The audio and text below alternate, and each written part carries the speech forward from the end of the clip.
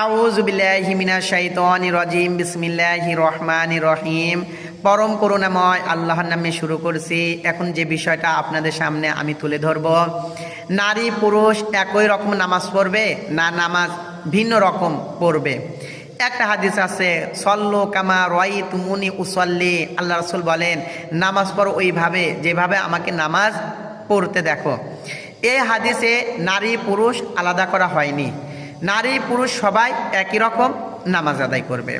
তবে মুরসাল সহিহ হাদিস পাওয়া যায়, মাররা আলা আমরাতানি তুসাল্লিয়ানি ফাকাল ইযা সাজাদতুমা ফাদাম্মা দুআমাল লাহমি ইলাল আরদি ফাইনাল মারাতু লাইসাত ফি যালিকা কারুজুলি।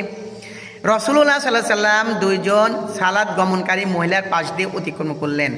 এরপর তাদেরকে বললেন, যখন তোমরা নামাজ আদায় করবে তখন তোমাদের দেহের কিছু গোস্ত বা মাংস মাটির সাথে মিলিয়ে রাখবে, কেননা তোমরা এই বিষয়ে পুরুষের মতো নয়। অন্য একটি হাদিসে আছে, অল ইদা সাজাদাত মারাতু ফালতাহাতামির অলতাদুম্মা ফাখিদাইহা।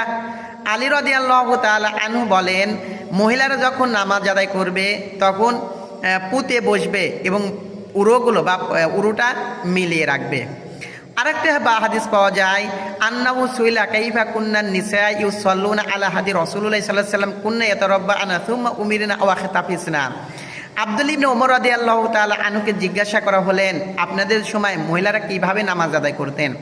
আব্দুল্লাহ ইবনে ওমর রাদিয়াল্লাহু তাআলা আনহু বলেন যে মহিলাদেরকে পুঁতে বসতে নির্দেশ দেওয়া হতো এবং তারা যেন উরুগুলো মিলিয়ে রাখে। তবে হাদিসে দুই রকম পাওয়া যায়। রাসূলুল্লাহ সাল্লাল্লাহু আলাইহি ওয়াসাল্লামের স্ত্রী উম্মে দারদা রাদিয়াল্লাহু তাআলা আনহা, তিনি পুরুষের মতোই নামাজ আদায় করতেন। আবার রাসূলের অন্য স্ত্রী উম্মে হাফসা রাদিয়াল্লাহু তাআলা আনহা, তিনি মহিলাদের মতো নামাজ আদায় করতেন। তাবি ইব্রাহিম নাখি বলেন এবং অন্যান্য তাবিরাও বলছে, তাবি হাসান বসরি রাহিমাহুল্লাহ, তাদের উক্তি পাওয়া যায় যে মহিলাদের যেভাবে সুবিধা হয়, একজন মহিলা যেভাবে সুবিধা হয় ভালো লাগে তিনি সেইভাবে নামাজ আদায় করতে পারেন। সে পুরুষের মতো করতে পারে, মহিলার মতো করতে পারে, নামাজে কোনো সমস্যাই হবে না আশা করা যায়।